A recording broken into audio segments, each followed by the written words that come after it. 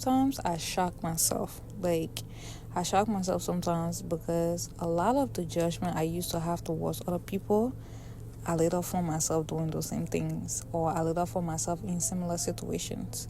And I'm always like, okay, now I understand why this person was acting like that. Okay, now I understand. Okay, it was because of pain. It was because of trauma. It was because of sorrows this person were enduring. That's why they made some of the choices that they made, and I was casting judgment. And it's not like I hadn't experienced pain, trauma, or heartbreak, but the way they dealt with it, it was hard for me to understand. So I judged.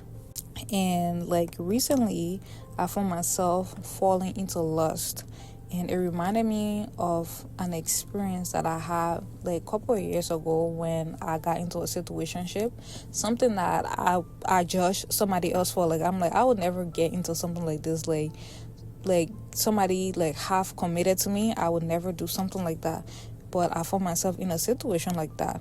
And when I recently fell into lust, it reminded me of that, the lesson that I learned after falling into after agreeing to be in the situationship. The lesson that I learned was not to judge, because I was just very judgmental. I could never understand why.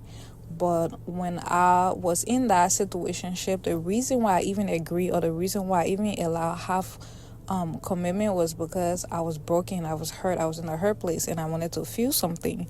And that's exactly why I did it. So when I found myself falling out of my vow to abstain from sexual activity until marriage, the lesson that I got was the same thing, not to judge, and to remind me also that I'm human. I'm capable of falling. I have a flesh, okay? I have a flesh that's very vicious, that's very needing comfort, that's in need of comfort, that's in need of love and care and support, especially when you're in that broken place. So it just taught me another lesson of not judging people.